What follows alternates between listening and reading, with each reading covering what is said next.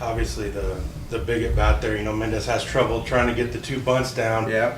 But then really that was the game for you there. You went to rip that double and have second and third. Just talk about that. Yeah, that changed the whole thing because now they have to walk Avila, and that puts us in a position to just do anything and end up with a win out of that. So team battle today. It was one of those tough games. You just had to keep crawling back, but I thought they did a great job with that. A walk-off's the kind of thing that a team like this needs right now. Yeah, to be honest with you, the way we played in the last week, I said to Stoney, we really could use a walk-off at this point from a momentum turner to create, kind of a better feel. We played really well when we were home last time, and we go on the road, and it's as bad a road trip as I think we've seen. Certainly ties the worst we've ever seen. And, a couple games we could have won, we didn't find a way. And I've long thought that really good teams somehow find a way even when they're not playing their best. Oliver didn't have his best stuff, but also didn't get the breaks. There's of course, the 3-run homer really killed him, but Right. Some plays weren't made behind him, but he still gets you into the 7th inning. Yeah, I mean, we had a play at first that didn't get made, a double play at second base that didn't get made. But the key of that inning was the 3 runs they got was the 2-out walk. Then all of a sudden a base hit, and you leave the ball over the plate, and the guy hits the ball out, and now you're fighting to crawl back into the ball game. But the one thing he does is he pitches deep into games, and it gives us a chance to be able to use the bullpen.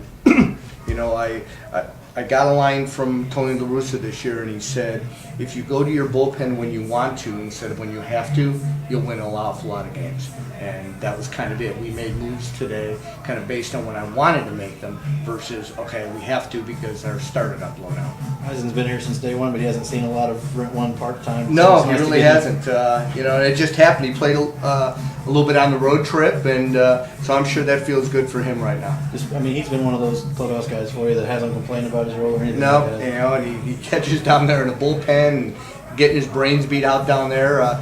We joke that's kind of what Ken Lester did when he first got here. Is you do whatever you can, and that was a big at bat for us at that point. And I just had a feeling I didn't like the righty-righty matchup with Curl with his slider, and I thought we had a better chance of putting the ball in play there with Eisen, especially with the righty-lefty matchup. So Sergey kind of bounced back. He had the rough couple outings. Yeah, well, he had the one where we had in the 9th inning, ground ball to short, play that we probably didn't have, threw a ball in the stands, and next guy leaves the ball, hits the ball to the ballpark, and you give up 2. But I thought he bounced back. He did a great job in that inning, to come into a very tough situation there and fight his way out of that for us.